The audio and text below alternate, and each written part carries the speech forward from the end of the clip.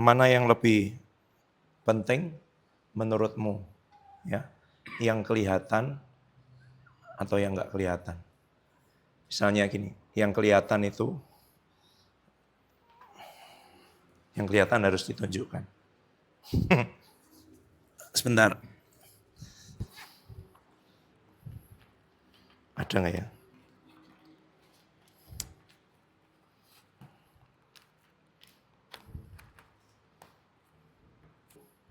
Kelihatan kan?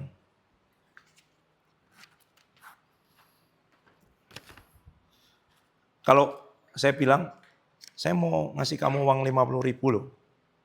Gitu. Terus kamu lihat mana buktinya? Ini ada. Kamu mulai percaya nggak bahwa saya bisa memberi kamu uang 50.000? Kalau saya bilang, saya mau kasih beasiswa kamu loh. Selama kamu kuliah di STT Sangkakala. Mana buktinya Pak? Uangnya cuma 50.000. Ada kartu ATM saya, kamu kan nggak tahu berapa isinya. Ya kan? Kartunya nggak cuma satu. KTP saya juga ada. Ditinggal masih bisa buat jaminan, ya kan? Itu. Tapi selama ini dalam hidupmu, mana yang kamu percayai? Mana yang lebih kamu percayai? Yang kelihatan atau yang tidak kelihatan? Yang kelihatan. Yang nyata-nyata aja Pak. Saya sudah sering sekali dengar orang ngomong begitu. Yang nyata-nyata aja. Yang nyata-nyata. Orang baru percaya setelah semuanya jadi. Dan itu adalah orang kebanyakan, orang pada umumnya. Semua baru percaya ketika semua itu sudah jadi. Waktu belum jadi, gak banyak yang bisa percaya. Saya cerita tentang satu orang hamba Tuhan, yang ketika dalam pelayanannya ada banyak hal yang kelihatan, gitu ya, fisik. Kelihatan itu apa Pak? Lapangan sepak bola, gedung sekolah 7 lantai. Itu kelihatan nggak? Kelihatan kan? Itu. Klinik, dapur umum, seluas hampir 1 lapangan sepak bola. Kelihatan nggak? Kelihatan. Bisa memproduksi 5.000 box nasi dalam waktu 1-2 jam. Kelihatan nggak? Kelihatan, bisa dibagikan. Ya. Gedung gereja, tempat duduknya 12.000, kelihatan nggak? Kelihatan. Gitu. Nggak perlu pakai iman, ya kan? Lihat lapangan sepak bola, lihat gedung sekolah, lihat gedung gereja, sebesar itu nggak perlu pakai iman. Tapi waktu itu semua belum terjadi. Waktu yang ada adalah tanah rawa-rawa. Dan Tuhan bilang begini, di tempat ini akan ada satu tempat yang besar sekali, tempat di mana orang-orang datang, tempat di mana-mana orang mengalami keselamatan, orang akan berbondong-bondong datang. Siapa yang percaya? Mungkin bisa dihitung pakai jari. Yang lain, wah luar biasa ya, di tempat seperti ini bisa bikin seperti itu ya. Nggak perlu iman. Ketika belum ada bentuknya, nanti kamu akan menerima nubuatan, janji Tuhan, pesan Tuhan, selama, ini yang baru-baru, selama kalian ada di STT Sangkakala, 4 tahun, kamu akan dengar janji Tuhan pagi, siang, malam, bahkan nanti di waktu-waktu yang tadi disebut sama Kak Yehuda itu, golden time. Hamba-hamba Tuhan akan datang dan akan menumpangkan tangan, menyampaikan pesan Tuhan, dan semua itu belum kelihatan. Ada yang bahasa Inggris aja cuman yes, no. Mungkin yes sama no kebalik gitu ya. Itu. Saya sudah lihat itu, yang ketika ketemu good evening dengan good morning kebalik, tapi dengan yakin sekali malam-malam bilang good morning sir. Orang luar baik-baik ya kan, gitu. Dan janji Tuhan di hidupnya bilang kamu akan pergi ke bangsa-bangsa, kamu akan membangun sesuatu yang besar. Tuhan akan percayakan sekolah orang-orang muda. Saya lihat, saya tahu sendiri satu orang anak dengar suara audible, dapat penglihatan di depan saya. Kami cuma bertiga di dalam satu ruangan dan dia tanya begini. Dia datang, Pak, ya. Tadi Bapak ngomong sama saya. Enggak lah, saya duduk di sini, istri saya di sini, dia duduk di sana. Di tempatnya Kak Yos ini. Gimana saya ngomong? Loh, Ibu ngomong sama saya? Enggak. Kenapa? Tadi ada yang ngomong di telinga saya. Apa itu Pak? Ya Tuhan lah. Gitu. Ngomong di telinganya janji Tuhan. Dan dia dapat penglihatan, dia berdiri di depan sangat banyak anak muda. Tapi apa yang terjadi? Nggak bisa percaya. Karena belum kelihatan. Gitu ya. Dan apa yang membuat kita bisa percaya kepada yang belum kelihatan? Iman. Gitu. Iman itu percaya kepada siapa yang bicara itu loh. Siapa yang bicara? Tuhan. Ya kan? Kalau saya bicara, tergantung. Kamu kan belum pernah punya pengalaman sama saya. Ya kan? Kalau saya bicara sama Kak Debbie, besok kita makan ya. Kamu bebas pilih apa aja. Tanya Kak Debbie, apakah kalau dia pergi dengan saya, dia lihat dulu. Uang si rekening saya begini. Papi kok ngajak pergi. Periksa nggak Kak Debbie? Enggak ya. Dari mana dia percaya bahwa kalau saya ajak dia pergi, tidak perlu dia ngecek dulu uang di dompet ataupun di rekeningnya masih ada. Karena dia punya pengalaman bertahun-tahun, lebih dari 5 tahun. Gitu ya. Saya menunggu saatnya ketika saya pergi dengan Kak Debbie, saya juga nggak harus ngecek rekening saya. Nah, ya kan? Kenapa? Dia punya pengalaman. Saya sering ngomong gini, kalau Kak Debbie bilang, kita makan mie ayam, mau percaya? Yang lain bilang. Kak Debbie bilang, kita makan, apa lagi Kak Debbie? Mas Budi. Mas Budi. Percaya ya kalau ya? Percaya. Itu. Sampai ke level all you can eat. Sudah percaya. Gitu. Iya, percaya. Gitu. Kenapa? Karena kenal dan mengalami. Gitu. Kalau Tuhan bilang dengan kamu, aku akan memberkati hidupmu, aku akan memakai hidupmu jadi berkat, kamu akan bangun panti asuhan, kamu akan bangun sekolah, kamu akan melayani sangat banyak anak, kamu akan menyekolahkan mereka. Kamu harus ngomong gini, saya sekolah sekarang aja berat, saya uang sekarang aja nggak punya, sabun aja kadang habis, odol habis. Tapi kok Tuhan ngomong begitu? Kamu harus mengalami dari yang kecil-kecil dulu. Kamu harus mengalami dari yang setiap hari. Janji Tuhan belum kelihatan kan? Tapi dia ya dan amin. Simpan dulu. Sama seperti Maria, waktu dia mendengar janji Tuhan dalam hidupnya, dia belum paham. Sama seperti Yakub ketika dia mendengar mimpinya Yusuf, dia belum paham. Kok dia mimpi sangat besar. Bahkan orang tuanya dan semua saudaranya sujud menyembah kepada dia. Kepada berkas-berkasnya Yusuf. Apa yang dilakukan Yakub sebenarnya? Dia menyimpan perkara itu di dalam hatinya.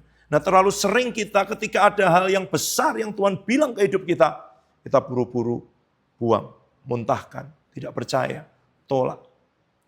Dan itu menyebabkan itu nggak bisa ada di dalam hati kita. Simpan dulu, belajar punya hati seperti Maria, seperti Yakub. Waktu hal yang dari Tuhan itu sangat besar. Bayangkan, Maria itu mungkin kira-kira umurnya 14 tahun. Mengandung seorang anak yang janjinya apa? Jadi juru selamat dunia. Bukan RT, bukan kecamatan, bukan kabupaten, bukan provinsi, bukan pulau, bukan bangsa, dunia. Bagaimana kamu bisa percaya? Apa yang membuat dia bisa percaya bahwa itu ya dan amin? Tuhan itu akan membuat sebuah suasana, keadaan di mana engkau akan menikmati Tuhan luar biasa, kau merasakan kebaikan Tuhan, lalu di situ, ini bahasa yang saya sering pakai, Tuhan akan membujukmu, Tuhan akan merayumu. Di situ engkau akan ngomong begini, iya Tuhan, aku mau Tuhan, mau Tuhan. Maria waktu dapat penglihatan luar biasa, dia bilang, jadi padaku Tuhan menurut perkataanmu, jadi menurut perkataanmu, jadi Tuhan, enggak apa-apa Tuhan, enggak apa-apa. Kamu tahu setelah itu, apa yang harus dihadapi Maria? Kemungkinan bahwa dia akan dirajam batu, karena dia mengandung di luar nikah. Ya kan? Kalau sampai Yusuf berubah pikiran, dan kemudian ngomong kepada orang lain, ini saya belum pernah tidur dengan dia, kok dia bisa mengandung? Gitu.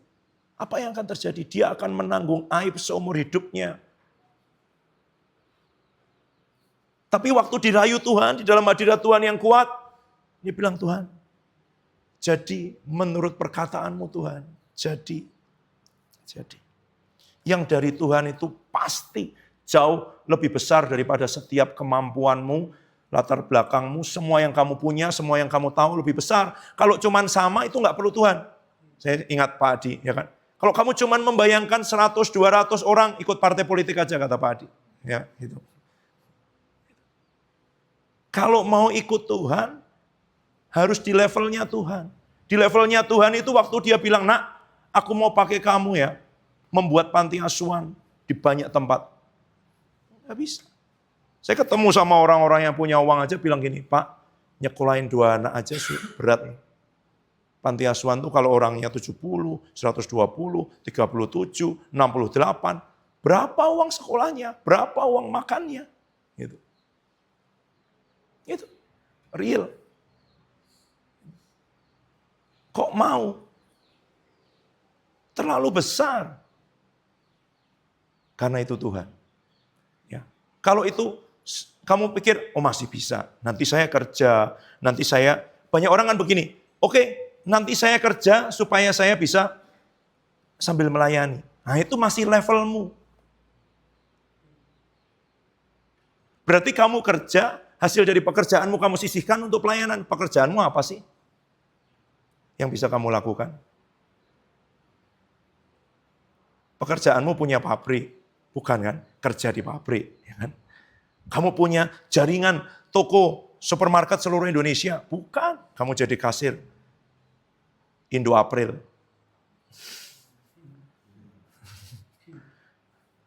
Iya dong. Nggak bisa itu buat pelayanan. Buat makan sendiri aja ngepas. Bagaimana buat memberi makan kota, memberi makan banyak orang, nggak akan bisa. Dari mana itu bisa? Dari Tuhan. Tapi nggak langsung, gitu loh. Nggak langsung. Sekarang, nanti kalau kalian ketemu Pak Adi Sutanto di kelas maupun di kesempatan lain, beliau akan sering ngomong begini. Dulu kita beli AC 1 enggak bisa. Sekarang kita beli mobil 2 tidak berdoa. Maksudnya enggak usah berdoa, uangnya sudah ada. Gitu. Banyak orang salah. Begitu dengar itu, langsung kontak, Pak Adi, tolong saya diberikan laptop dong. Uang Bapak buat beli mobil 2 aja enggak usah berdoa kok. Gitu. Waktu enggak diberi, ngambek 2 tahun. Gimana coba? Salahnya di mana? Ada jarak antara AC, ya kan? Tidak dapat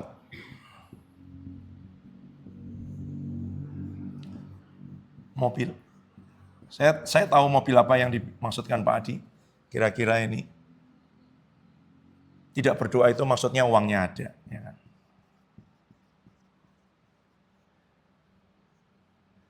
Ya, 1 miliar lah.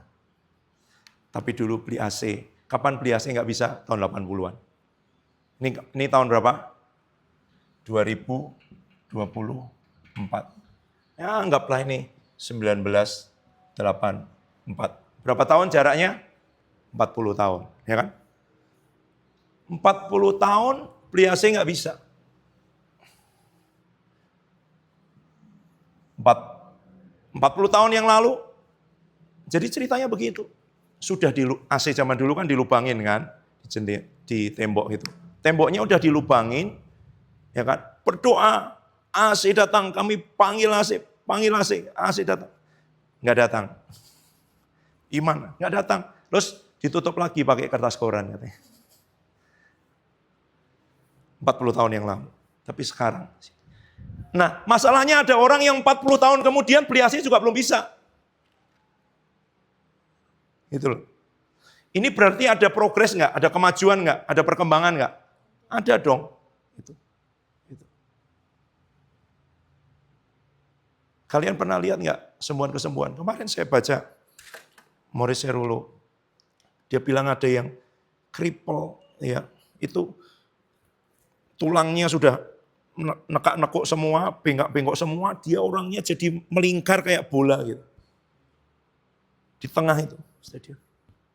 Dan tiba-tiba bunyi krek semua lurus semua sampai bisa berdiri. Lompat. Dia sampai lari, sembunyi.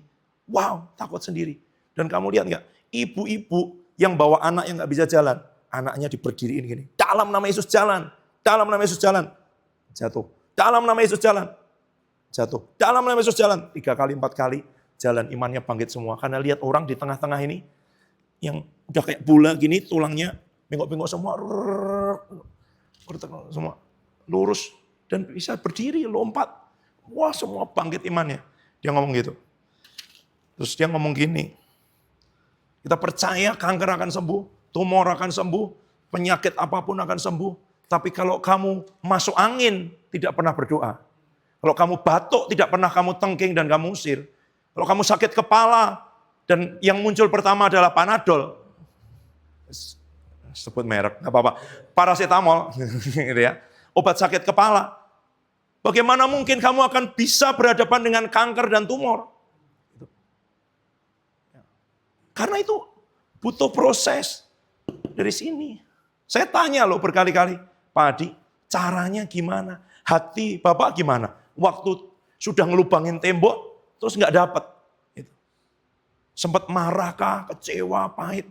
Nggak terlalu ingat katanya. Saya nggak terlalu ingat. Tapi ini ada pengalaman yang dulu nggak dapat. Nah, teman-teman yang pernah di rumah Shalom, pernah dapat pengalaman itu. Waktu kalian berdoa, pizza datang, pizza datang. Kak Yos berapa bulan? 6 bulan ya? 6 bulan. Pizza datang, pizza datang. Datang siangnya. Apalagi Kak Yos yang pernah dialami. Oh, es krim. Apalagi? Oh, jajanan-jajanan datang. Itu nggak langsung.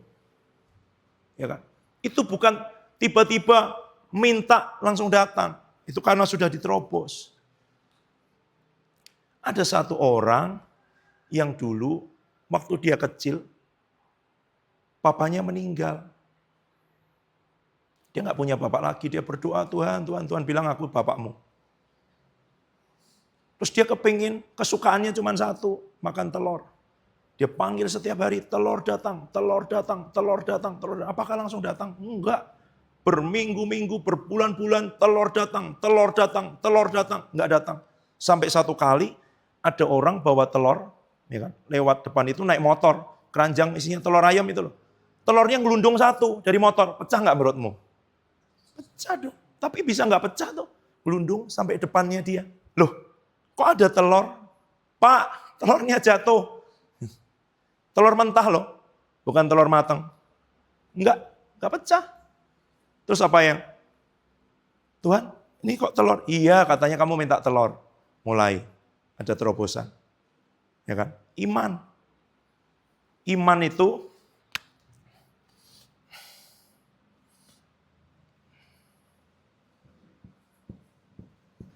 menjembatani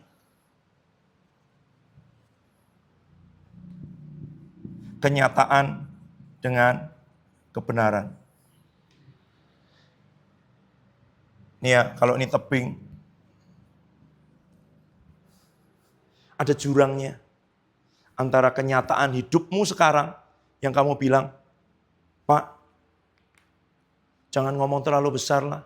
Bangsa-bangsa, panti asuhan, sekolah, kota. Kok kita berdoa buat kota di sini setiap hari? Nah saya ini aja belum tahu nih nanti hidup pakai apa selama kuliah di STT Sangkakala misalnya. Atau yang ngekos belum tahu bulan depan dapat kiriman atau enggak untuk bayar. Ini kenyataan, ini kebenaran, ada jurangnya besar. Seperti tadi. Ketika manggilnya bisa datang beras, datang ini semua. Itu nggak langsung. Gitu loh. Kamu belajar nggak beriman? Kamu harus belajar dari hal kecil sehari-hari, berlatih, belajar percaya kepada Tuhan, belajar ngalami Tuhan seperti yang dibilang Yehuda tadi, ya kan? Itu bukan dari kata orang. Kok dia bisa ya manggil itu datang ya? Kok bisa ya beli mobil 2 nggak usah berdoa uangnya udah ada ya? Dulu juga pernah nggak ada buat beli AC yang cuma beberapa juta. Gitu loh. Apa pergumulanmu hari ini? Yang belum ada. Yang kamu latih nggak? Kamu latihnya dengan siapa? Dengan Tuhan. Kamu latihnya dengan Tuhan. Saya ngomong ini hal dasar, tapi ini penting banget. Saya nggak tahu kesini apa enggak nanti. Jadi Kamu harus belajar setiap pergumulan dalam hidupmu kamu gumuli dengan Tuhan. Nah banyak orang enggak. Setiap pergumulan dalam hidupnya dia pikirin sendiri. Dia pikirin sendiri. Loh kalau gini, oke, saya mau ngangkat ini. Ya bisa. Saya nggak berdoa juga bisa ngangkat ini. Coba kamu, saya suruh untuk ngangkat ini. Nih, meja kayu ini. Ada yang bisa? Pak Trio tahu caranya, ya kan? Tapi kalau kamu disuruh menghadapi sesuatu yang sulit, berat, ya kan? Kalau ketemu sungai kecil, mungkin kamu masih bisa lompat. Kamu masuk juga nggak tenggelam. Tapi kalau kamu ketemu laut merah, saya pernah ngisi retreat anak-anak muda, usia berapa ya? 10, 12 gitu ya, sampai 15, 16 tahun. Saya suruh mereka bikin rencana. Bagaimana caramu menyeberangi ini, gitu ya. Ada yang bikin perahu, ada yang kemudian, kita serang aja musuhnya sana, macam-macam itu. Dan nggak ada yang berpikir bahwa membelah laut. Ya dong. Udah daripada ini sama-sama mati kita balik kita hadapi Firaun. Ya, itu ada. Kita bikin perahu dong. Oke, setelah saya bilang bagaimana bikin perahu untuk 2 juta orang? Oh iya, gimana ya? Dan apakah solusi untuk membelah laut itu muncul? Nggak ada kan? Nggak ada. Solusi kita semuanya kalau dari pikiran terbatas. Kalau yang kamu hadapi masih hal kecil, hal biasa, kamu masih bisa. Tapi kalau hal kecil tidak kamu hadapi dengan Tuhan, hal besar kamu akan stres, depresi, putus asa. Nggak bisa nih Tuhan. Kamu harus bisa dalam hal kecil. Dalam sakit batuk, dalam pilek, dalam mules, masuk angin, ya kan? Uang sabun, untuk fotokopi, bikin paper, bayar registrasi, beli sampo, harus itu teriak, panggil. Paling resikonya pasti nggak gosok gigi kan? Iya dong. Masih ada kok. Saya masih ketemu satu orang tidak pernah dikirimin orang tuanya sejak dia masuk sampai dia lulus. Waktu dia lulus, lunas sama sekali. Dan bisa hidup, bisa memberkati banyak orang.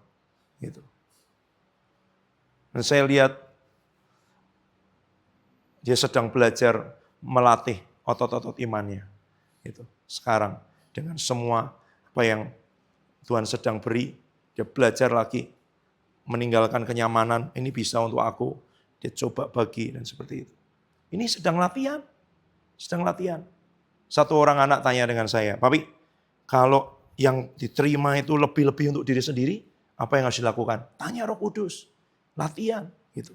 Seperti yang sering saya bilang, ya, nggak ada orang latihan langsung nih, misalnya saya beri di sini barbel, ya kan, 100 kilo angkat berat itu, langsung kamu bilang saya angkat, nggak bisa. Semua yang bisa ngangkat 100 kilo itu tadinya setiap hari latihan 2,5 kilo. Ya udah latihan berapa kilo ya udah? 10 kilo. Ya. Dia punya potensi ngangkat 100 kilo karena dia setiap hari 10 kilo. Tapi dia harus tambah terus kan? 15, 20. Kita mungkin 10 kilo, saya 2,5 kilo aja.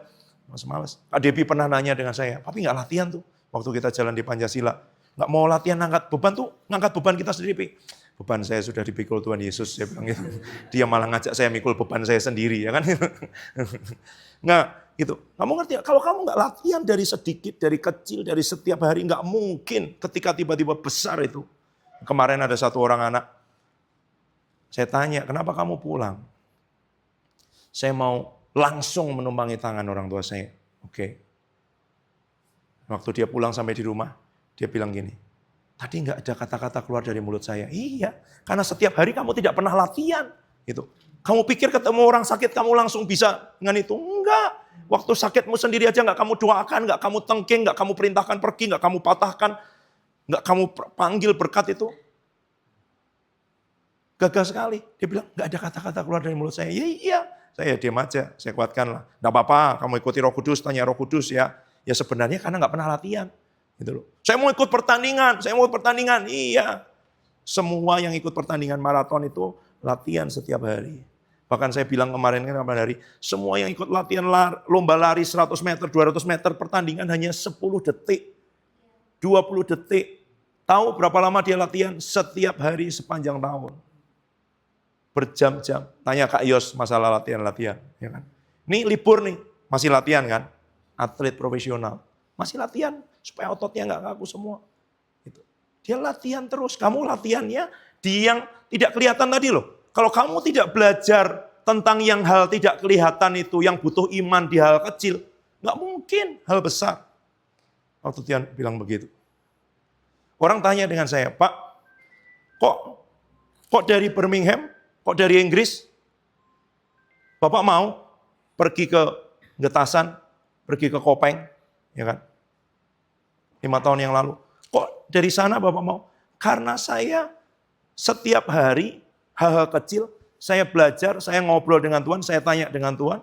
Sehingga ketika dia ngomong hal besar dengan saya, kamu pikir hal besar itu selalu, wow, tentang hal yang besar. Ini hal besar, lompatan besar. Untuk pindah dari kota terbesar paling nomor 2 di Inggris ke kecamatan nomor berapa ini di Salatiga. Iya. Kamu mikir nggak? Kalau mikir saya nggak akan pindah. Gitu loh. Apa? Dapat apa? Apa untungnya? Nanti saya ngapain di situ? Tapi saya percaya setiap hari saya belajar bertanya. Waktu saya masak, waktu saya ngapa-ngapain, saya ngobrol Roh Kudus, ini harus gimana, Roh Kudus harus gimana. Waktu saya nulis disertasi, saya ngobrol dengan Roh Kudus. Waktu saya mengerjakan apapun, saya belajar ngobrol dengan Roh Kudus. Waktu saya berantem dengan istri saya nanya Roh Kudus. Tanya saya. Iya, dia punya kesaksian, kami punya kesaksian luar biasa. Saya pernah mau marah, ngomel, saya di dapur lagi motong sayur, lagi motong gini, Tuhan ini gimana sih ini semua. Saya udah banting pisaunya, plak. Saya keluar dari pintu, saya mau ngomong sama istri saya. Begitu saya keluar dari pintu ada suara keras sekali. Kamu mau membuktikan apa? Blair, saya tutup lagi pintunya, saya balik motong-motong. Iya, karena saya ngomong di dalam hati Roh Kudus nih kok kayak gini, Roh Kudus nih kayak gini.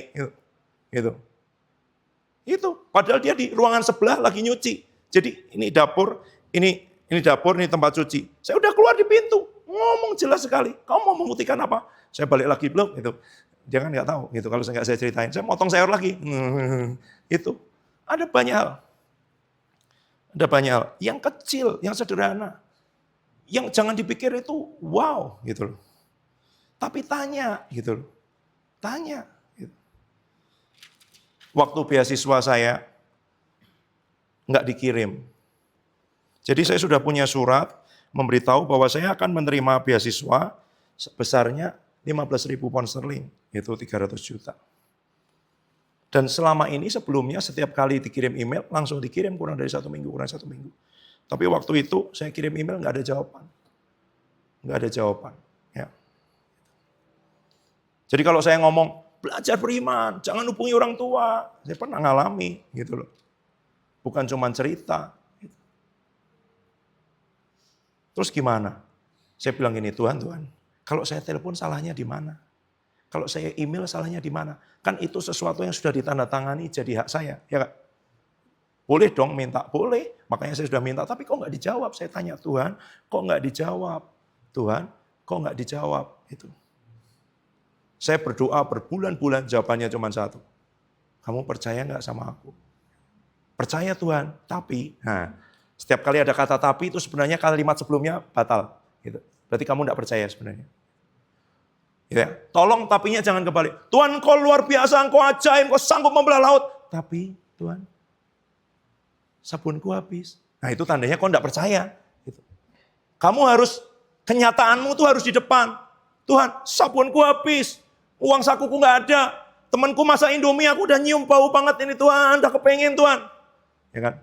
Tapi aku percaya, Engkau yang di padang gurun aja bisa memberikan mana kok, ya kan? Engkau yang bisa memberikan daging kepada Elia lewat burung gagak kok.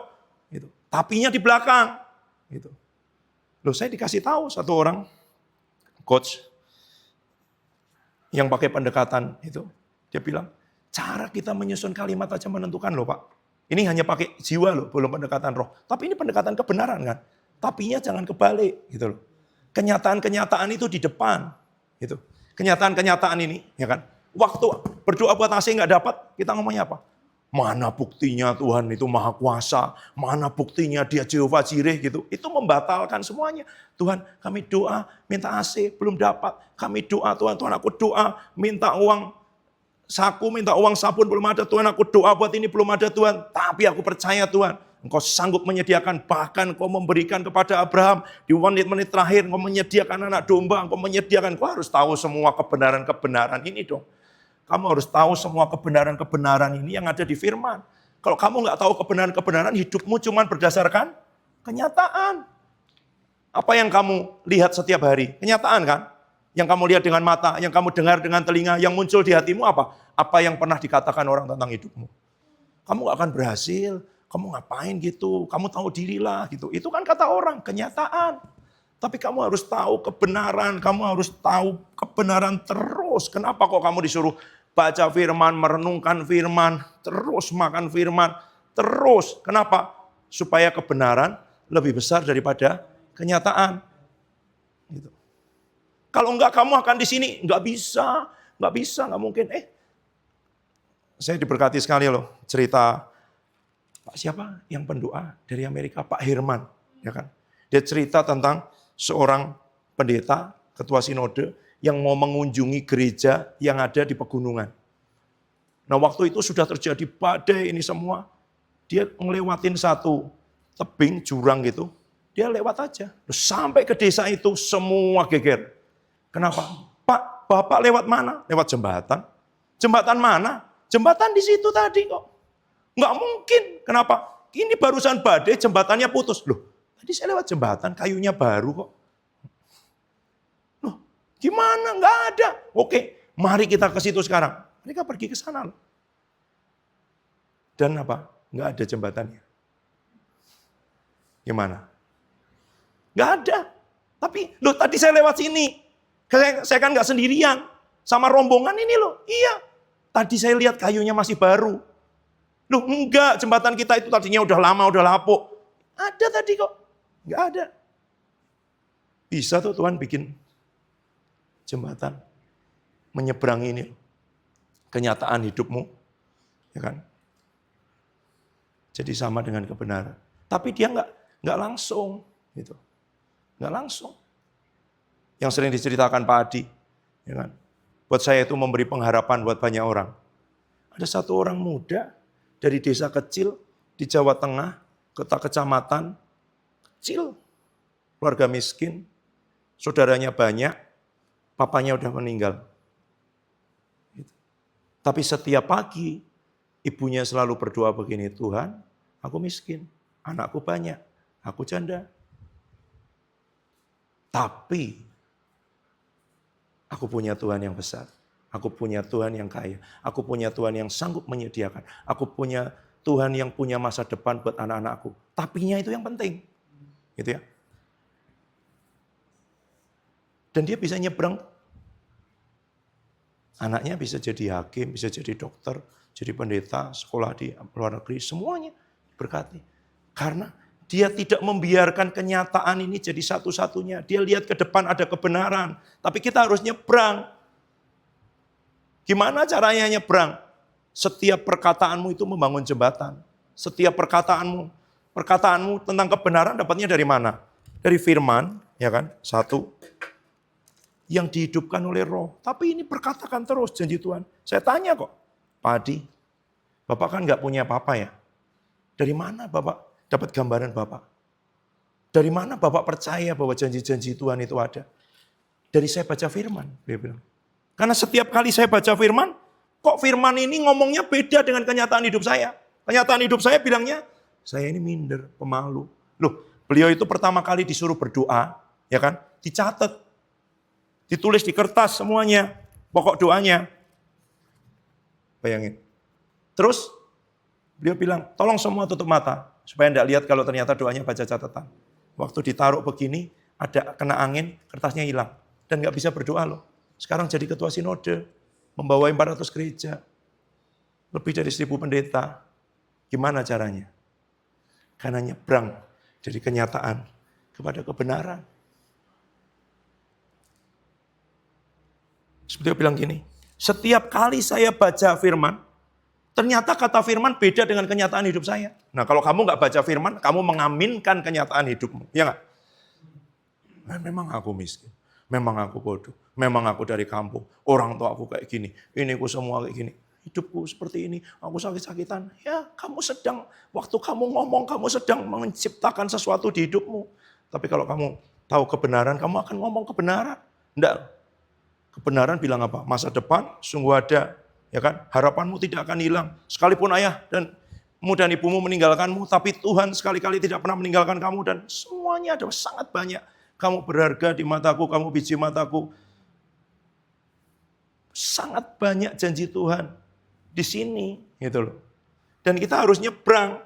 Setiap kali kamu memperkatakan kamu sedang membangun jembatan. Kamu sedang membangun jembatan bertahap. Membangun jembatan. Buat apa? Supaya kamu bisa nyebrang sampai ke sana. Gitu. Dan dia nggak langsung. Gitu. Yang dilewati nggak langsung begini. Ada kalanya ini ya, sungai kecil gini. Jadi kamu bisa turun jalan sini. Tapi nanti tambah besar, nggak bisa diseberangi. Itu sebabnya Yeskiel ngomong begitu kan. Semata kaki kamu masih bisa jalan sendiri. Selutut, kamu masih bisa. Sepinggang, tapi begitu dia lebih dari pinggang, kamu harus berenang, kamu harus nyemplung masuk di situ. Kalau kamu tidak percaya bahwa itu sungainya Tuhan, kamu akan takut masuk ke situ. Ya kan? Ya dong. Coba, saya senang sekali kemarin saya dengar satu hamba Tuhan ngomongin. Coba kalau orang bisa pakai akal sehat saja melihat, dia akan bisa ngerti. Kalau kamu pakai akal sehatmu, melihat hidup saya, ya kan? Ini orang ngapain ya? Saya kan dari kampung, datang ke sini sekolah, dapat kesempatan. Ini orang pulang dari Inggris, kok tinggal di tempat yang sama dengan saya sampai hari ini. Coba kamu mikir sesuatu yang seperti itu aja. Pakai common sense, pakai akal sehat. Dia ngapain ya? Dan masih ada orang dulu ngomong dengan saya, Bapak nih apa-apa ngomongnya Tuhan, apa-apa disuruh Tuhan. Coba kalau kamu mikir sedikit, kalau saya nggak disuruh Tuhan, apa dasarnya buat saya tinggal di tempat itu? Itu pakai common sense saja. Tuhan Yesus kan ngomong gini kan, rupa langit kamu tahu membedakan. Dia ngomong sama orang Yahudi loh. Ya kan? Tapi kok kamu nggak ngerti Tuhan sedang melawat kamu. Kamu lagi ngerti ini mendung, mau hujan. Oh gini panas, nggak gitu. Tapi kok kamu nggak ngerti. Gitu. Kalau kamu ngerti akal sehat aja, kamu bisa lihat kok. Kok sesuatu terjadi kayak gini ya? Ini apa ya Tuhan? Ini bukan sesuatu yang biasa nih. Gitu. Bukan. Gitu. Nah banyak orang ketika tiba-tiba dengar cerita ini, dia akan bilang, wah jauh banget, besar banget, nggak mungkin. Saya beli sepeda motor aja belum bisa, beli sepeda aja belum bisa, gitu. Beli kuota aja kadang-kadang nggak ada, gitu. Gimana? Sampai ada sini, itu juga nggak langsung. Beliau bilang pernah ada satu titik di sini, di Amerika nih, dia bilang, gimana? Beli mesin cuci juga nggak bisa. Tuhan, kok kayak gini? Rumah kecil, ini kayak gini. Apa jawaban Tuhan? Siapa bilang nyuruh kamu hidup bertuhankan kenyataan? Ini nggak langsung nih, pernah gitu. Terus gimana Tuhan? Gimana caranya? Tuhan suruh tabur, nabur. Makanya Pak Adi sering ngomong, kalau kamu nggak punya uang, itulah kesempatan Tuhan memberkati hidupmu. Beri, belajar menabur, belajar murah hati. Kok nggak ada? Kadang buat saya sendiri juga nggak ada. Belajar, gitu. Tahu janda Sarfat itu tinggal tepung segenggam minyak sedikit. Datang Elia. Apa yang dikatakan? Bikin roti dulu. Ini kalau aku bikin buat aku aja, makan sekali nanti mati loh. Disuruh ngasih dulu sama Elia. Berarti matinya lebih cepat. Ya enggak? Gitu. Nah waktu kita mati lebih cepat maksudnya akunya ini. Bukan pakai pikiran sendiri, bukan pakai cara sendiri. Di situ kamu akan mengalami lompatan. Itu kadang bisa lompat sini. Berani. Tapi kadang perlu ditolong jembatan. Lompat itu begitu. Anak kecil itu 5 roti 2 ikan. Kalau dia mikir orangnya 5.000. Buat apa 5 roti 2 ikan? Kalau saya serahkan juga belum tentu saya makan. Nanti dibagi-bagi sendiri sama om itu. Ya enggak? Tapi dia serahkan tuh. Dan itu ternyata berlipat kali ganda. Nah ini loh. Kenyataan-kenyataan apa yang ada di hidupmu? Kamu harus menemukan kebenaran, ya kan, untuk membalikkan, untuk membungkus kenyataan-kenyataan itu. Kenyataannya apa? Orang tuamu sakit-sakitan, mati muda. Orang tuamu tidak punya pekerjaan, miskin. Kebenarannya adalah kamu anak raja segala raja. Gitu. Kamu keturunan Abraham berhak menerima janji Allah. Kamu dicangkokkan. Gitu. Kamu diadopsi. Itu kebenarannya. Gitu. Itu kebenarannya. Dan karena kamu diadopsi, kamu sedang diajari cara hidup, tapi kamu juga punya hak untuk menerima semua berkat Abraham itu. Tapi kamu sedang diajari dong, saya sering ngomong gitu ya. Kalau kamu diadopsi jadi anak dari Raja Inggris, apakah langsung saat itu juga kamu bisa ngomong bahasa Inggris? Kamu ngerti bagaimana table manner, bagaimana kamu makan di situ? Enggak. Mungkin, waduh, makan dibanding kayak gini, nasi padang lebih enak gitu kan. Masih mikir kayak gitu. Tapi kamu jadi anak Raja Inggris, jangankan nasi padang. Gitu. Kamu buka warung padang di setiap kota juga bisa kalau kamu jadi anak Kerajaan Inggris. Tapi mikirnya masih kayak gitu kan. Makan harus pakai garpu, pakai sendok. Tangannya nggak boleh gini, repot banget nih ya. Kalau kemarin kakinya naik, tangannya gini, wah enak banget ini ya kan. Duduknya nggak perlu di meja, bisa di bawah pohon beringin ya kan. Itu. Tetapi kamu sedang diadopsi jadi anak keluarga Kerajaan Inggris. Kamu begitu diadopsi, kamu berhak menerima. Tapi pasti Raja Inggris tidak akan langsung memberikan semua haknya. Lihat apakah kamu betul-betul jadi anak yang bisa diberi tanggung jawab. Emang enak jadi anak keluarga Kerajaan Inggris. Dada-dadanya aja diatur ya kan. Nggak sembarangan, oh guys gitu, nggak ada yang kayak gitu, nggak ada gitu. Semua datang ini salamin, lagi capek juga harus tersenyum sama orang gitu, ya kan? Makanya itu yang mengundurkan diri anak yang sulung ya, anak yang kedua, ya kan? Siapa? Harry, Pangeran Harry itu kan mengundurkan diri kan, jadi dari anggota kerajaan gitu loh. Karena tuntutan jadi anggota keluarga kerajaan itu banyak. Tapi haknya juga banyak, fasilitasnya juga banyak gitu loh. Nah orang pilih mana? Gitu. Tapi hidupmu harus disesuaikan dengan cara hidup kerajaan Allah karena kamu sedang diadopsi sekarang. Diadopsi jadi apa? Keturunan Abraham. Abraham hidup dari iman. Disuruh pergi sama Tuhan nggak tahu kemana dia nurut. Nunggu-nunggu janji Tuhan. Begitu dapat janjinya disuruh mempersembahkan di Mezbah, dia nurut. Gitu. Itu leluhur kita di dalam iman. Jadi kita harus belajar dong kalau kita mau mewarisi semuanya. Berkat itu muncul dari mana? Dari ketaatannya. Gitu. Nah kalau kita mau, kita berhak dapat semua janji Abraham, dapat semua warisan Abraham, dapat semua berkat itu. Bayangin, film apa?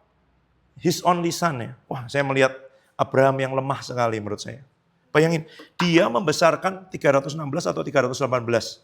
316 atau 318 orang muda di dalam kemahnya bisa mengejar 5 raja yang menaklukkan Sodom dan Gomora selama 12 tahun.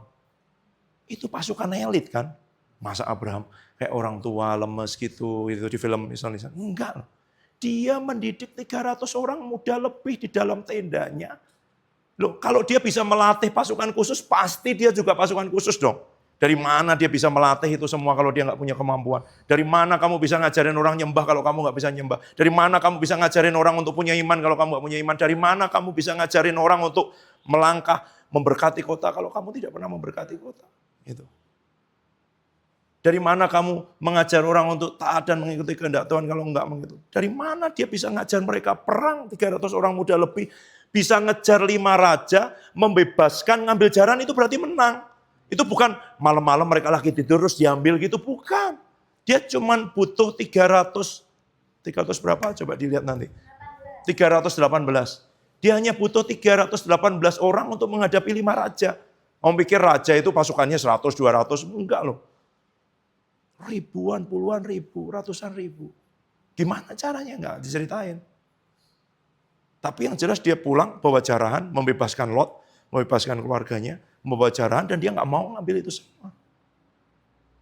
Itu bapakmu dan bapakku. Loh, kita harus ngerti dong siapa bapak kita. Saya kan sering ngomong, kalau tetangga cerita, saya punya tanah 70 hektar, saya punya deposito 13 miliar, saya punya pabrik 9. Ngapain dia cerita-cerita pamer ya? Tapi kalau bapak kita cerita, dia mau ngomong, nak, ini jatahmu, ini warisanmu, ini loh yang kamu punya hak. Ya kan? Itu. Kalau dia ngomong itu semua, ya. Supaya kamu ngerti, supaya saya ngerti bahwa ini loh jatahmu, warisanmu. Gitu. Dari mana kita tahu warisan kita? Dari mana kita tahu jatah kita? Dari ini. Ini surat wasiat. Firman Tuhan ini loh. Alkitab ini.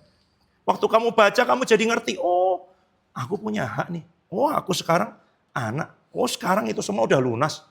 Jadi kalau ada intimidasi, ada apa semua, lunas. Gitu. Jangan mau dong. Kalau tadi udah bilang, masih ada ini semuanya. Itu receh. Sudah dibayar Tuhan Yesus di atas kayu salib kok. Lunas kok. Kok kita masih bergumul sama itu terus? Ya kita harus ngomong dong. Iblis, diam. Sudah lunas di atas kayu salib. Itu. Aku hidup bukan dengan kebenaranku, dengan kebenaran Tuhan. Diam kamu. Itu harus ngomong. Gitu. Bukan, oh iya ya, aku enggak layak ya. Aku enggak ini. Ya siapa yang layak? Enggak ada yang layak. Nggak usah main drama-drama melankolis. Oh ya, aku tidak layak. Tidak ada yang layak. Kita semua dilayakkan oleh darah Tuhan Yesus. Ya kan? Nggak ada yang layak. Gitu. Jelas nggak ada yang layak. Gitu. Dan kita sekarang bersyukur Tuhan, terima kasih ya. Engkau melayakkan aku nggak layak. Aku diberi hak, diberi privilege, diberi hak istimewa. Sekarang apa yang kau mau Tuhan? Itu anak yang bisa diberi tanggung jawab. Anak yang dewasa. Anak yang melayani. Gitu. Jangan teman, anak yang dielus-elus terus sama bapaknya, anak yang itu, ya enggak apa-apa, itu rasa aman, itu ngerti, itu dasar, itu fondasi. Yes, tapi terus bergerak, gitu. Ya kan? Karena ada kebenaran. Tapi kalau kamu tidak hidup dengan kebenaran, tidak makan kebenaran, tidak setiap hari berendam dalam kebenaran, tidak setiap hari mengisi hidupmu dengan kebenaran. Coba renungkan, berapa lama kamu buka sosial media dan berapa lama kamu merenungkan kebenaran. Kamu dengarnya kebenaran dari reels, dari short, 1,5 menit, 3 menit. Nanti kamu nonton film 3 jam. Kamu nonton drakor 1 season. Kamu scroll TikTok 3 jam. Kamu nonton itu 3 menit. Gitu. Mana yang mengisi, mana yang masuk? Kenyataan dong. Saya sebenarnya mau ngomong tentang ini, tapi saya ngomong deh, gak apa-apa. Mazmur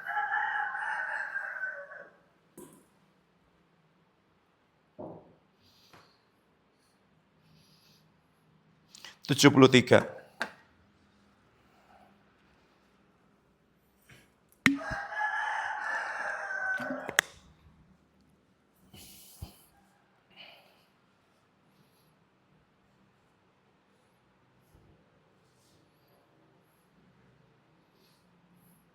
Mazmur 73.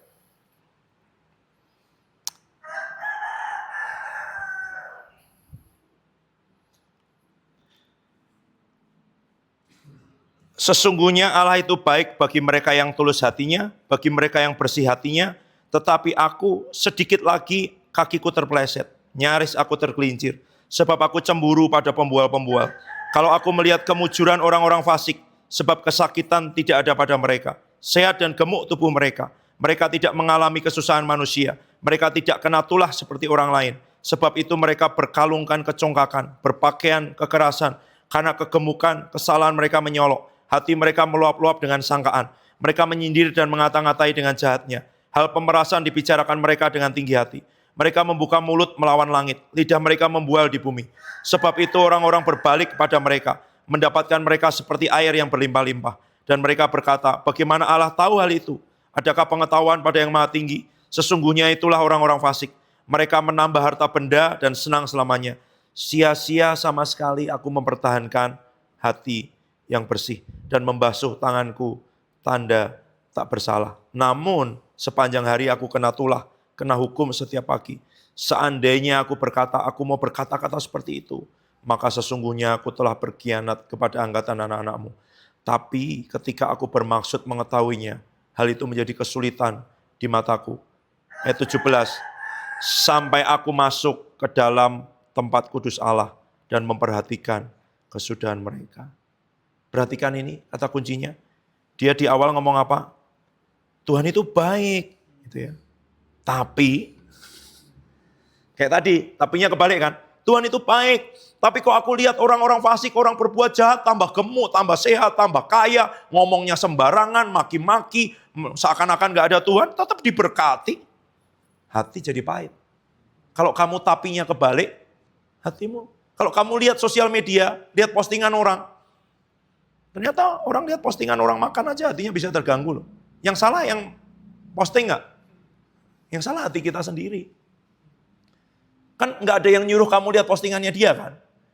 Kamu sendiri yang memilih untuk lihat kan. Kamu sendiri memilih untuk follow kan orang itu. Ya nggak? Iya dong. Kamu bisa kok unfollow orang itu, hide, ya kan? Atau kamu matikan sosial mediamu, hapus. Kamu nggak akan lihat. Emang dia nyuruh kamu lihat? Emang dia ngadepin gini, Glo, lihat nih Glo. Oh, kemarin Mami makan ya Glo ya, gitu ya. Mau tunjukin yang mana Glo? Nggak pernah saya foto. Gitu. Enggak, kamu sendiri yang lihat terus kamu jengkel-jengkel sendiri. Orang kok jalan-jalan terus. Loh, dia jalan-jalan sendiri, nggak minta uang sama kamu.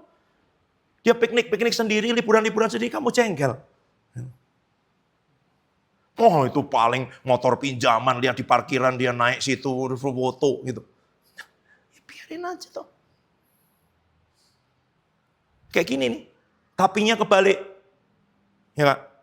Tuhan itu baik bagi mereka yang tulus hatinya. Tapi, sebab aku cemburu pada pembual-pembual. Kalau melihat kemujuran orang fasik, sehat, gemuk, tidak ada kesakitan dan semuanya. Masalahnya kalau dia lagi sakit nggak diposting juga di sosial media. Waktu dia piknik aja diposting. Sampai aku masuk ke dalam tempat kudus Allah. Apa? Waktu dia masuk ke tempat kudus, dia lihat apa? Ayat 18, sesungguhnya di tempat-tempat licin kau taruh mereka. Kau jatuhkan mereka hingga hancur. Betapa binasa mereka dalam sekejap mata. Lenyap, habis karena kedahsyatan. Seperti mimpi waktu terbangun ya Tuhan. Pada waktu terjaga, rupa mereka kau pandang hina. Gitu. Tapi kalau kamu tidak masuk ke tempat kudus Allah, kalau kamu tidak bergumul dengan Tuhan seperti yang saya bilang di awal tadi, kalau kamu hidup hanya berdasarkan apa yang kelihatan, kalau kamu tidak belajar menggumuli setiap persoalan hidupmu dengan Tuhan, mulai dari yang kecil tuh loh, mulai dari kebutuhan sehari-hari, mulai dari sakit yang ringan, mulai dari apapun kamu nanya ke Tuhan. Waktu ada hal besar kamu akan bingung. Wah saya berat sekali, nggak bisa itu. Karena kamu tidak pernah bergumul dengan Tuhan di hal sehari-hari. Keputusan-keputusan besar, ya kan, akan lebih sulit. Sekitar 1 tahun yang lalu, ya kan. Waktu Tuhan bilang ibadah minggu, saya bilang dengan Kak Debi dulu di awal, kita kan gak ibadah minggu. Iya, tapi sekarang Tuhan ngomong ibadah minggu. Saya ngomong dengan istri saya bilang kita harus dapat dari Tuhan. Karena kalau kita gak dapat dari Tuhan, kita tidak cari kerjaan. Kenapa? Baru 1 semester, mahasiswa mulai weekend dari Jumat sampai Minggu, dan kami punya waktu bernafas sedikit, berdua di weekend itu. Yang selama pandemi tidak pernah meninggalkan kampus. Bertahun-tahun, 2 tahun lebih ya, dari tahun 2020. Ya. Sampai pagi hari 23 Juli 2023, Tuhan bangunkan saya lebih pagi dan dia bicara sangat banyak tentang yang maha tinggi, tidak tinggal, tidak kerasan dalam apa yang dibuat oleh tangan manusia. Oke Tuhan, oke. Kami mulai di mana? Di tempat kosnya Kak Debi. Saya bilang minta izin sama tante kos, minta izin kasih tahu semua teman-teman kos. Oke, gak apa-apa. 1 minggu gak apa-apa, 2 minggu langsung dilarang. Karena pelan-pelannya kita tetap keras, ya kan gitu.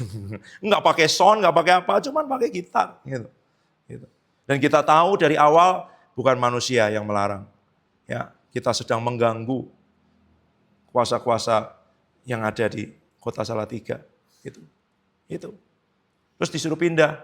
Pindah kemana? Pindah ke bawah depan kosnya Kak Debbie. Di depan toilet, depannya ada panci-panci. Panci-pancimu itu ya? Ya segitulah pokoknya di tempat itu gelap dengan itu semua. Tapi nggak apa-apa. Gitu.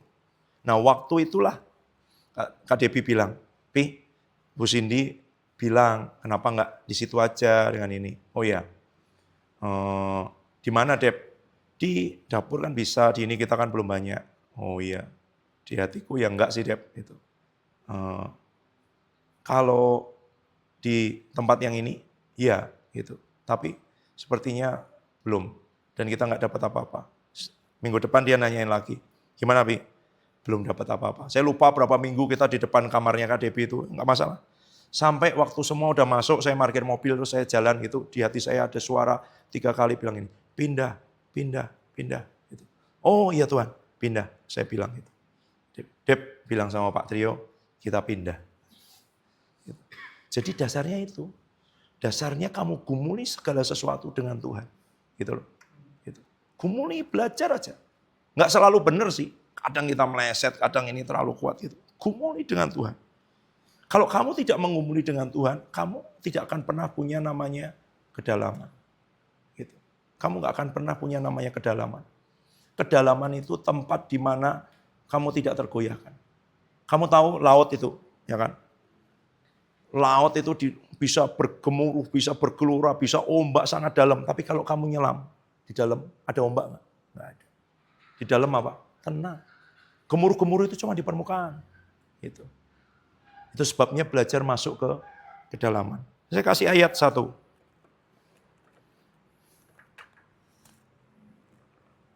Matius 13 ayat 5. Saya baca dari terjemahan literal Indonesia. Ya. Matius 13 ayat 5. Dan yang lain, ini benih, perumpamaan tentang penabur. Ada 4 macam tanah. Dan yang lain jatuh di atas tanah yang berbatu, tempat yang tidak mengandung banyak tanah, dan segera dia bertunas karena tidak mempunyai kedalaman tanah. Jadi ketika ada sesuatu, orang antusias sekali, antusias, kadang itu, wow, orang bilang itu, iya ya, ini mencerahkan saya, membuka pikiran saya, wah ini menggugah perasaan saya, itu cepat sekali. Tapi dia juga cepat layu, karena tidak mempunyai kedalaman. Jadi harus sampai kedalaman berarti tidak cukup di perasaan, di pikiran, nggak cukup. Harus sampai ke manusia rohmu. Harus sampai di situ. Nah bagaimana kamu bisa sampai ke manusia roh? Kamu harus bergumul setiap keadaan, kenyataan-kenyataan hidupmu itu dengan Tuhan.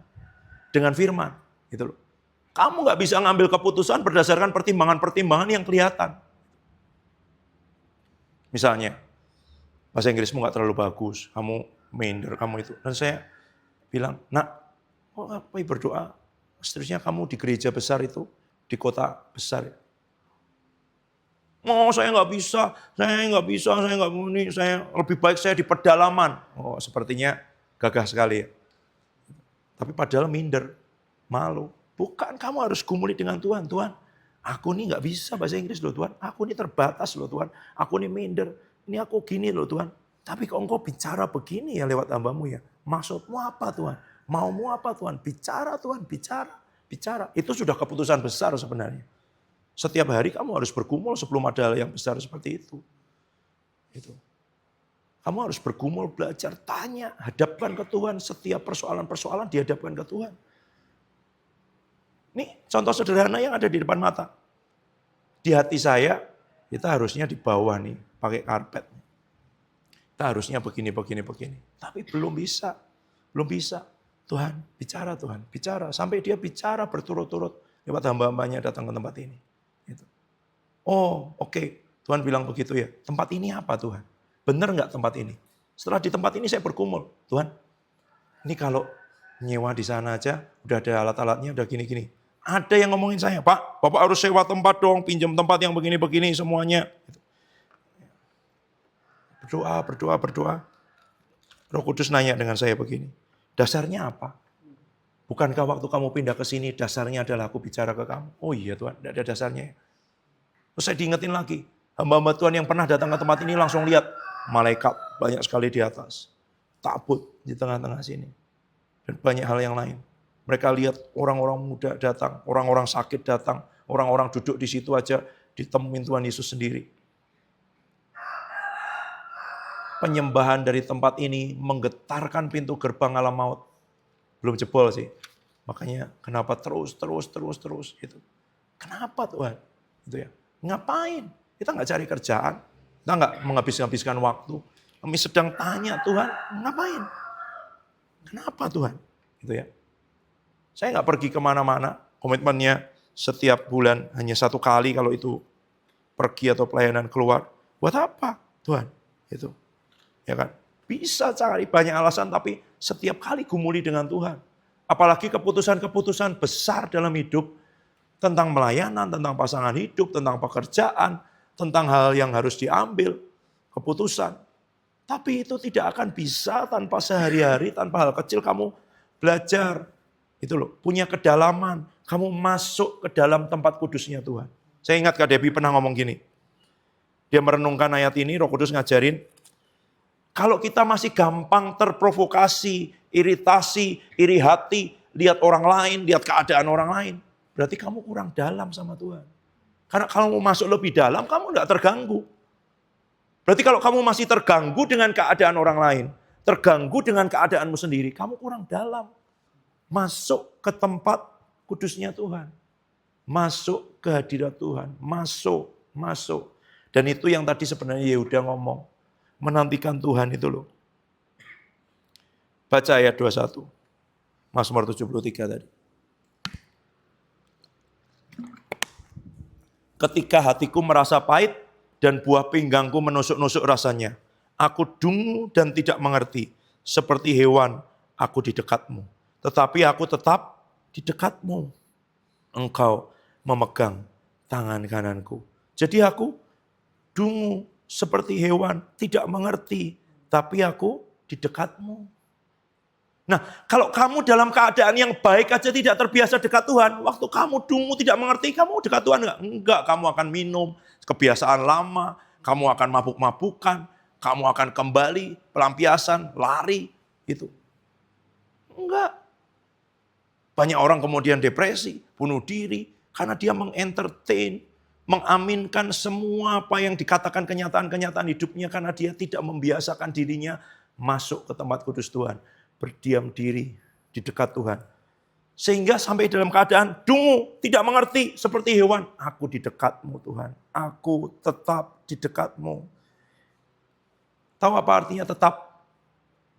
All times, always, constantly, sepanjang waktu, selalu, terus-menerus, berkelanjutan, reguler. Dia bilang seperti reguler, seperti korban yang terus-menerus. Korban harian, tahu nggak?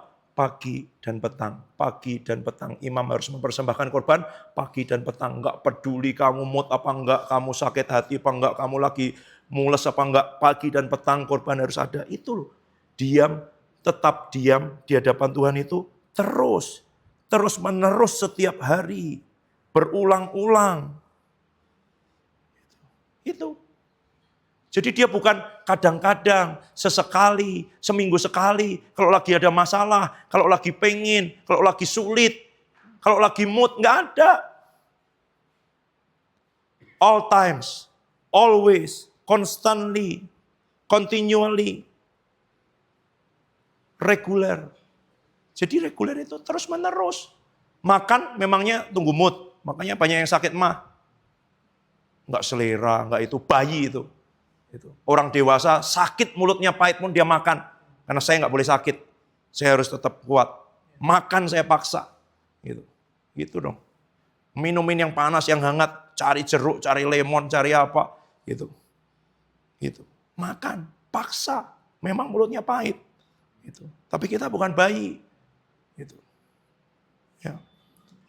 Bosen, lagi nggak kepengen, lagi gini, itu semua. Baca firman, diam di hadapan Tuhan. Kalau kamu tidak pernah mulai dengan 10 menit, 15 menit, kamu nggak akan pernah 1 jam, 2 jam di hadapan Tuhan, nggak akan. Semester 1 kamu mulai 10 menit, pakai timer. Selama timernya belum bunyi, Tuhan aku menantikan Engkau. Tuhan bicara, hambamu mendengar. Tuhan bicara, hambamu mendengar. Dah, sore 10 menit lagi. Semester 2 tambah 5 menit. 15 menit. Tuhan itu. Membangun habit. Semester 3 jadi 20 menit. Semester 4, 25 menit. Kamu lulus sudah berapa? Ya kan? Gitu caranya. Membangun habit terus-menerus. Yang penting setiap hari. Tapi jangan sampai semester 8 cuma 10 menit. Enggak dong. Kamu harus tinggal tetap di dekat Tuhan. Tetap di situ. Itu loh. Itu orang yang apa? Baca lagi. Mazmur 131 ayat yang kedua.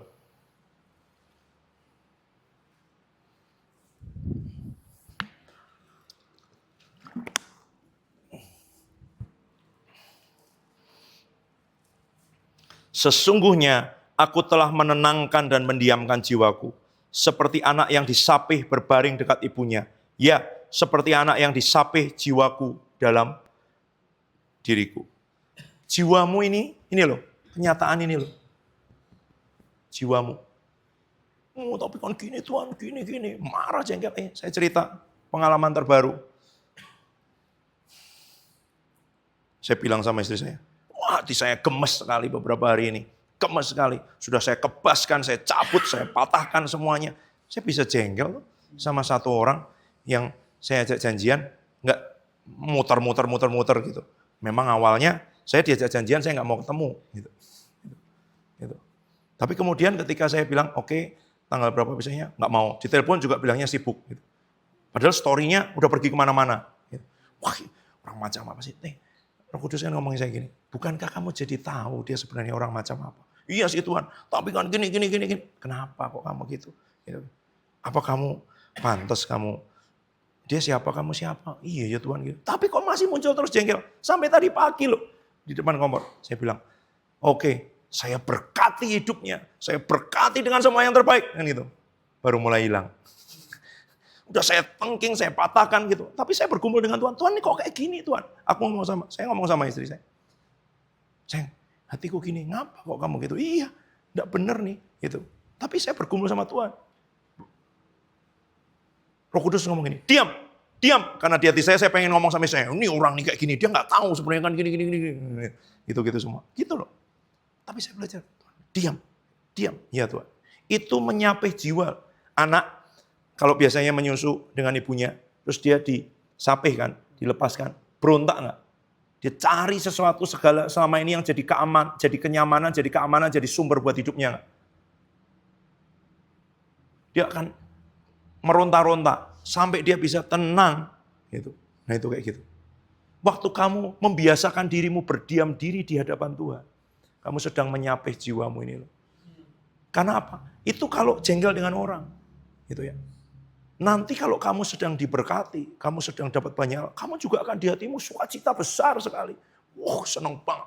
Rasanya mau apa-apa bisa dilakukan. Di saat seperti itu kamu bisa berdiam diri di hadapan Tuhan enggak? Wah, rasanya pengen bergerak terus, pengen bikin ini, bikin itu, pergi ke sini, ke sana. Itu jadi lebih sulitmu. Tapi kalau kamu membiasakan, doakan di waktu seperti itu pun kamu tetap bisa tenang jiwaku, tenang. Kamu harus nunggu Tuhan. Bukan pakai idemu sendiri. Bukan pakai caramu sendiri. Tenang. Kamu bisa ngomongnya. Ya kan? Makanya di Mazmur bagian lain bilang begini kan. Tenanglah hai jiwaku. Bagaimana kamu bisa ngomongin jiwamu. Gitu. Karena kamu terbiasa di dalam tempat kudusnya Tuhan. Kamu biasa tinggal dekat Tuhan. Gitu ya. Gitu. Saya kasih 2 ayat lagi. Ratapan 3:26 yang saya baca tadi yang di roti. Makanya saya waktu mau berangkat. Amin Tuhan. Gitu. Ratapan 3:26 adalah baik menanti dengan diam pertolongan Tuhan. Tapi jiwa kita itu nggak diam. Kamu mungkin duduk di situ tapi di dalammu berisik sekali ngomong apa sih dia ini lama banget dari tadi nggak selesai ngomong itu terus. Gitu. Gimana kamu bisa menanti dengan diam pertolongan Tuhan? Yesaya 30 ayat 15.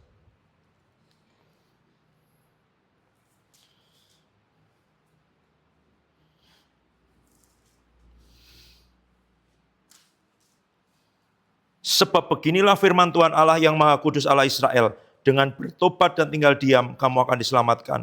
Dalam tinggal tenang dan percaya, terletak kekuatanmu, tetapi kamu enggan.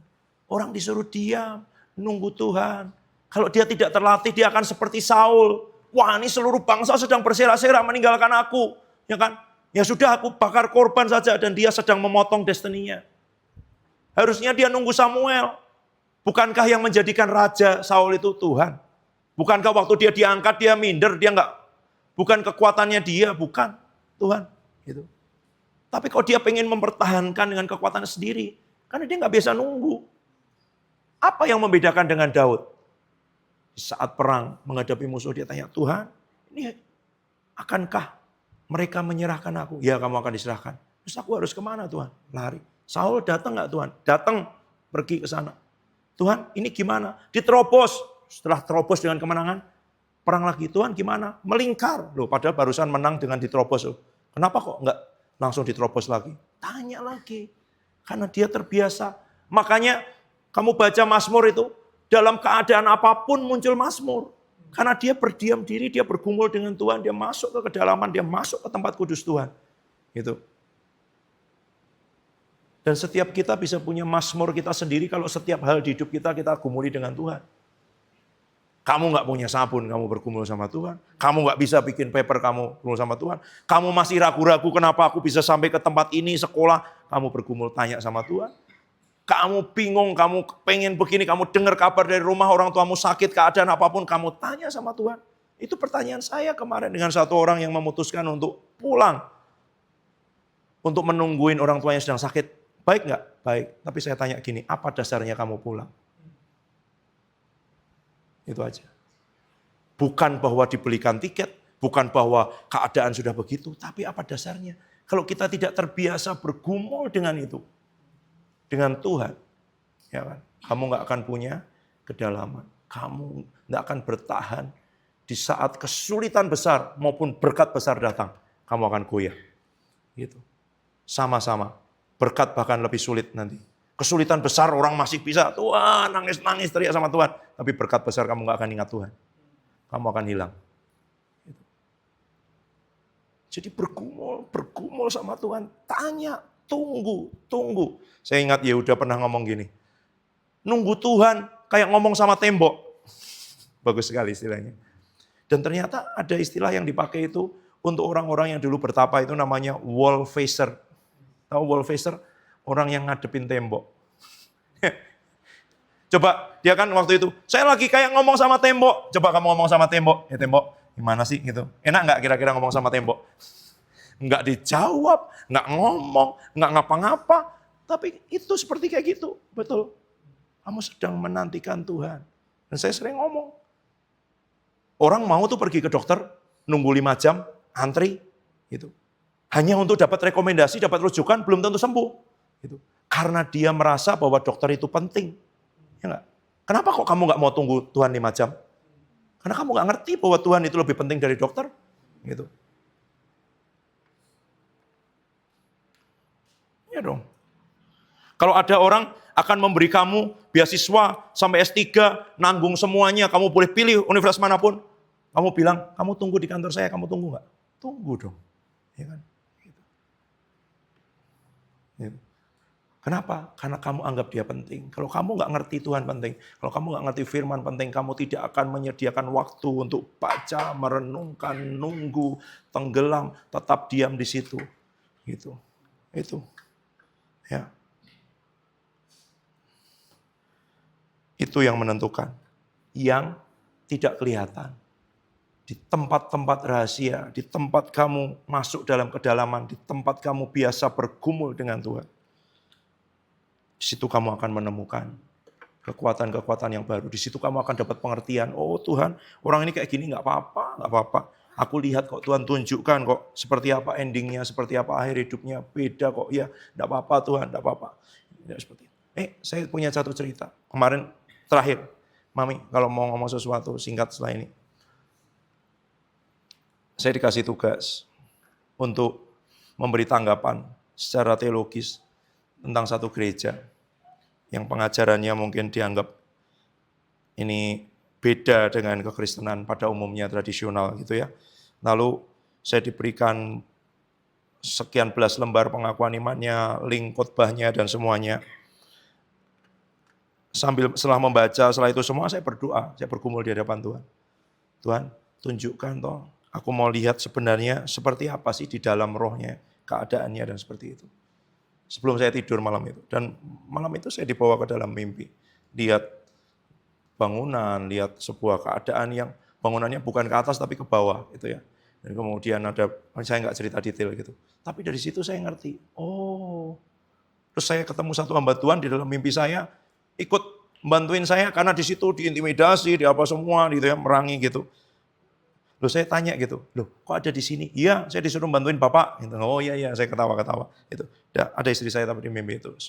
Besoknya saya cerita dengan istri saya. Nah bener kan, seperti yang aku rasa, kayak gini semua. Semua yang dibangun dengan pikiran manusia kayak gitu-gitu itu rapuh sebenarnya dan itu. Nah tapi kan itu, saya bisa aja langsung menanggapi, langsung bikin komentar, karena saya pernah sekolah teologi 10 tahun. Ya kan? Gitu. Saya lihat aja beberapa referensi, ini ada kok di abad ketiga juga udah ada pemikiran kayak gini, ini nggak baru. Gitu. Dan ini semua, meskipun yang bersangkutan bilang, ini tidak ada dimanapun, baru sama sekali. Gitu. Ya, sudah ada itu abad ketiga, ada rujukannya persis kayak gitu. Gitu ya. Tapi bukan itu, Tuhan ajari aku, lihat ini gimana toh, kenapa kok kayak gini itu semua. Belajar menghadapkan segala sesuatu dengan Tuhan. Saya kemarin ngomong dengan Nathan, ya kan? Bukan karena itu sesuatu yang saya hidupi. Kalau enggak, gini loh. Setiap semester kita ada ibadah pembukaan, ibadah penutupan, ibadah chapel setiap hari Rabu. Tema itu saya doakan, tanya Tuhan, semester ini kau mau apa, semester ini kau mau apa, semester ini kau mau apa, gitu. Kadang itu sampai mepet-mepet saya ditanya, Pak Roni, temanya apa? Sebentar ya, belum klik di hati saya, gitu. Golden time sudah 3 kali, tapi setiap kali saya berdoa, kami berdoa, Tuhan ini apa temanya, apa? Siapa yang bicara, urutannya kayak gimana? Kalau enggak itu kita event organizer, gitu loh. Contoh lain lagi, tadi Dimas bilang, Papi, ini hamba Tuhan ini bagus sekali kalau kita undang. Betul. Gitu. Tapi kita harus tanya Tuhan. Tuhan mau enggak hamba Tuhan ini bicara di tengah-tengah kita. Sekalipun dia luar biasa, dia baik. Ada kalanya Tuhan bilang, belum waktunya. Dia bawa air terjun, anak-anakmu cuman baru punya cangkir, nanti terbuang percuma.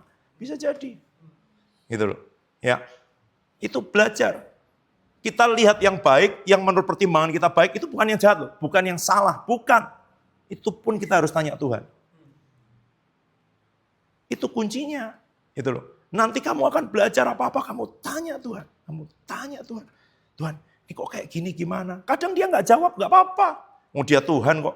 Jangan kamu paksa-paksa jawab, tapi kamu ngomong terus, kamu tanya terus. Itu hatimu berarti sedang melekat dan bergantung Tuhan. Ini piye? Ini gimana Tuhan? Aku nggak ngerti Tuhan. Itu. Tanya terus. Di dalam usaha, di dalam pekerjaan. Saya kemarin juga ngomong dengan Pak Trio, Pak, tanya Pak, hadapkan. Ini kok kayak gini Tuhan keadaannya, harus gimana? Harus gimana? Harus gimana? Itu. Kita punya solusi-solusi manusia, kita punya pendekatan-pendekatan yang kita bisa lakukan. Tapi tanya Tuhan, Tuhan ini kok kayak gini ya? Harus gimana? Ya. Mari datang minta Tuhan ngajarin kita supaya hidup kita, ya kan, kenyataan-kenyataan yang kita lihat, kita bawa dan kita masuk ke dalam tempat kudusnya Tuhan. Kita tetap diam di situ, terus menerus, senantiasa, reguler. Enggak kadang-kadang, enggak sesekali, enggak kalau pengen, enggak kalau mood, enggak. Tapi terus menerus.